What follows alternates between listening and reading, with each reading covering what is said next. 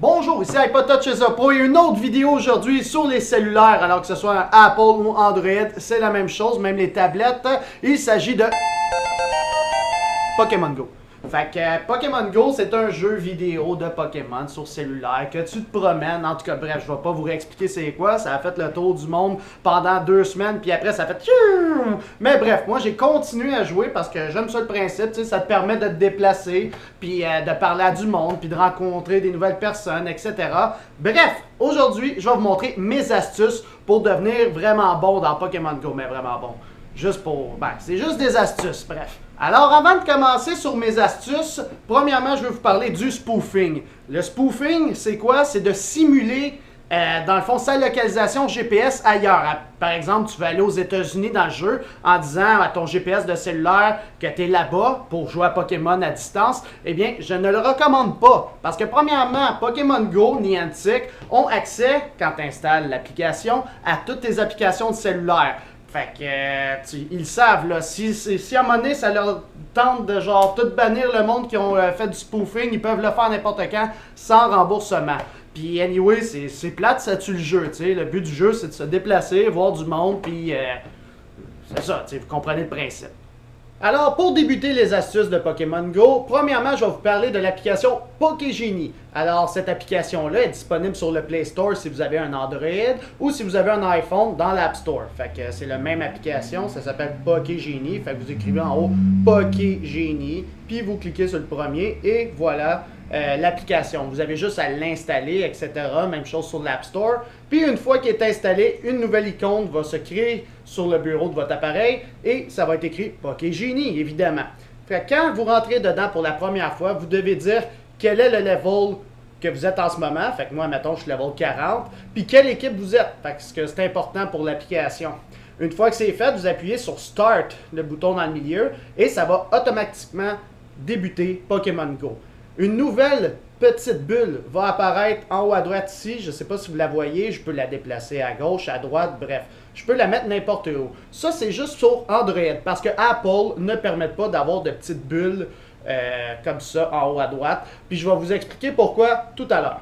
Alors, si on veut connaître les statistiques d'un Pokémon en particulier, on s'en va bien sûr dans ces Pokémon. Une fois dans mes Pokémon, là, c'est sûr, j'en ai beaucoup, puis ils ont tout un pourcentage que j'ai déjà attribué parce qu'ils ont déjà été analysés par Pokégenie. Mais par exemple, si je clique sur Mewtwo, par la suite, on voit le Mewtwo, bon, tout est beau. La petite bulle à droite là, de Pokégenie, on appuie dessus. Lorsqu'on appuie dessus, Pokégenie se met à prendre une photo du Mewtwo, puis toutes ces statistiques qu'on voit en bas, puis il attribue le pourcentage. Donc, on voit en ce moment que mon Mewtwo, il est 96%, donc un excellent IV.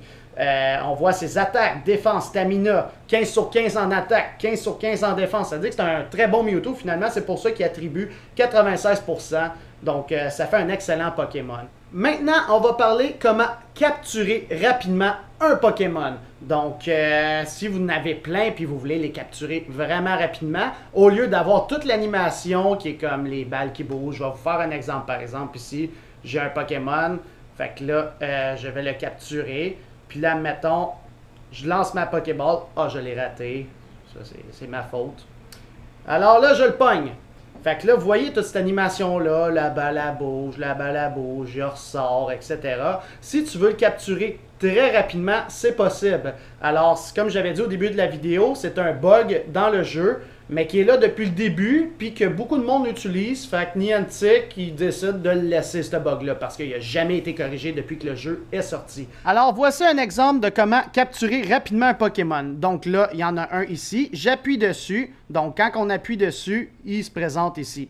Donc, comment le capturer rapidement, c'est que vous, en bas à droite, vous tassez la Pokéball de droite à gauche tout en maintenant votre pouce dans l'écran. Fait que la Pokéball va rester là. Tu sais, quand je le lâche, ben, le menu y apparaît. Donc, on glisse de droite à gauche et tout en maintenant le pouce gauche sur l'appareil, on lance la Pokéball et par la suite, on lâche. On appuie dans le milieu et en haut à gauche, on peut quitter. Et voilà, le Pokémon est capturé. Donc, c'est comme ça qu'on capture rapidement un Pokémon. Là, j'en ai pas beaucoup ici en ce moment, donc on va regarder si j'en ai un ici dans mes Claim Reward. J'appuie dessus. Alors oui, j'en ai un. Alors, pour le capturer rapidement, je tasse de droite à gauche, je lance ma Pokéball et par la suite, je lâche, je tape dans le milieu et je quitte. Et voilà, il est peut-être capturé. Pour être sûr, on retourne. Puis s'il est encore là, ça veut dire qu'il a été capturé. S'il n'est pas là, ben, c'est ça, vous pouvez encore le capturer, tout simplement. Fait que je recommence, je tasse de droite à gauche, je lance. Ah, ben là, il s'est fâché. Fait que là, il faut recommencer. Je tasse de droite à gauche, je maintiens toujours, je lance la Pokéball, je lâche, tape dans le milieu, quitte en haut à gauche, et voilà. Fait que tu sais, t'as pas à avoir l'animation tout le temps, puis tu peux en capturer vraiment vite, là. Quand t'es vraiment grindé, puis t'es prêt, puis t'es en mission de toutes les capturer, eh bien, tu peux capturer rapidement les Pokémon de cette façon-là. Alors maintenant, comment capturer des légendaires à coup sûr? Alors, premièrement, vous savez que quand vous capturez un Pokémon, il y a un petit cercle qui grossit, qui rapetisse. Eh bien, ce cercle-là, quand il est petit, c'est là que vous pouvez faire un excellent tir. Alors, je m'explique. Là, j'ai gardé un légendaire en ce moment dans ma boîte. Donc, j'appuie dessus. Fait que si vous faites un raid, par exemple, eh bien, c'est là que c'est le meilleur moment de faire des curves excellents. Donc, je vais le montrer avec des Pokéballs pour être sûr de ne pas le capturer pour tout de suite. Puis, dans le fond, vous montrer comment on fait des excellents tirs. Alors, je vais m'approcher de la caméra. Même si vous le voyez d'une autre manière, c'est pour vous montrer mes doigts. Alors, premièrement, quand vous touchez la Pokéball en ce moment, eh bien, le cercle, il change. Vous êtes d'accord avec moi? Fait que là, normalement, ce que le monde fait, c'est qu'ils attendent que le cercle soit petit, puis là, ils lancent la Pokéball pour essayer de l'avoir excellent. Mais ce n'est pas la bonne méthode. La bonne méthode, c'est de mettre le cercle petit, et ensuite de ça, vous lancez la Pokéball. Alors, admettons, je mets le cercle petit. Et là, on lâche. Fait qu'automatiquement, le cercle, il reste petit. Par exemple, si je rappuie, il va être petit puis il devient gros. Donc, vous mettez votre doigt, vous attendez que votre cercle devienne petit, puis dès qu'il est petit, vous lâchez, dans le fond, la Pokéball. Là, la deuxième étape, c'est quand que le Pokémon se fâche, il se frustre, c'est là que vous devez lancer la Pokéball, parce que quand que l'animation du Pokémon qui devient fâché s'effectue, eh bien, le cercle ne change pas quand vous touchez à la Pokéball. Fait que c'est là le moment pour lancer la dite Pokéball.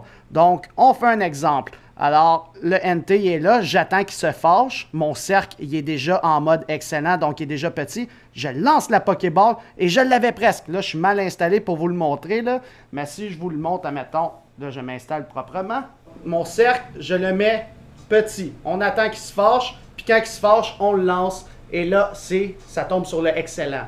Avec tous les autres Pokémon, c'est le même principe. Par exemple, un Mewtwo qu'on capture. On attend, il se fâche, on lance la balle, et là, ça devient sur l'excellent. Donc, ne jamais oublier que quand vous verrouillez votre cercle, il faut que vous lâchez la balle, puis attendez que l'animation du Pokémon qui se fâche. Sinon, ça ne fonctionnera pas. Donc, vous allez voir tous les exemples que je vous présente. Comme là, en ce moment, c'est Mewtwo. Maintenant, c'est Deoxys, un autre exemple. Donc, on verrouille le cercle, on attend qu'il se frustre, et on lance la balle. Puis c'est comme ça qu'on capture un Pokémon légendaire plus facilement. Il faut toujours que ça tombe dans l'excellent parce que ça l'optimise de x2 au moins vos chances de le capturer. Puis mettez toujours une Golden Raspberry à chaque fois parce que la Golden Raspberry donne encore plus de chances de l'avoir. Alors, la prochaine astuce, c'est de faire du XP pour monter de niveau assez rapidement. Donc, premièrement, si on s'en va en bas à gauche, puis on s'en va dans nos friends, nos amis, eh bien, vous voyez qu'il y a des cœurs là à côté des amis. Fait que ça, c'est à chaque fois que vous passez du premier cœur au deuxième cœur, eh bien, vous faites de l'XP. Puis quand vous passez du deuxième au troisième, vous faites 50 000 XP. Puis quand vous passez du troisième cœur au quatrième cœur, vous faites 100 000 XP. Donc, c'est bien important d'être synchronisé avec les amis qu'on a. Parce que si, admettons, vous tombez 3 cœurs avec quelqu'un, normalement, vous faites 50 000 XP, mais quand vous mettez un œuf de chance, qui est comme, par exemple, dans vos systèmes, le Lucky Egg juste là, quand vous le mettez, eh bien, vous ferez double XP. Fait que si vous êtes à 3 cœurs bientôt, puis vous tombez 3 cœurs, puis vous avez mis un Lucky Egg, eh bien, vous faites pas 50 000 XP, vous faites 100 000 XP. Même chose pour le 4 cœurs. Quand vous tombez 4 cœurs avec quelqu'un, eh bien, au lieu de faire 100 000 XP, vous faites 200 000 XP. Fait que, par exemple, pour savoir quand vous allez tomber bientôt 2 cœurs, 3 cœurs, etc., vous allez sur, là, attends, j'ai plein de 4 cœurs, là, on s'en va voir quelqu'un, je suis bientôt 3 cœurs. Donc, juste pour vous montrer un exemple. Par exemple, ici, en haut à gauche, vous appuyez sur les cœurs et rendu sur les cœurs, vous appuyez sur le troisième cœur Puis là, ça dit, il vous manque une journée, puis à cette journée-là, ben vous tombez 3 cœurs. Fait qu'avec cette personne-là, moi, je vais la contacter, je vais lui dire, hey, mon ami, demain à midi, on se met un 9 de chance, les deux, et on s'envoie le cadeau et on ouvre notre cadeau. Comme ça, on va faire 100 000 XP au lieu de 50 000 XP. Puis là, tu fais ça avec plein d'amis, là. Fait qu'avec tous tes amis, tu te synchronises, puis là, à un moment donné, ça monte très vite, ça monte très vite. Fait que ça, c'est un truc pour faire de l'XP assez rapidement. Alors maintenant, le stackage de Pokémon. Ça, c'est en bas à droite quand vous appuyez sur vos quêtes. À chaque fois que vous effectuez une quête, eh bien, lorsque, par exemple, hatch an egg, qui est comme fait éclore un œuf, eh bien, ça va me donner un Pokémon qui va apparaître. Eh bien, ça se met en haut par la suite, qui est Claim Reward.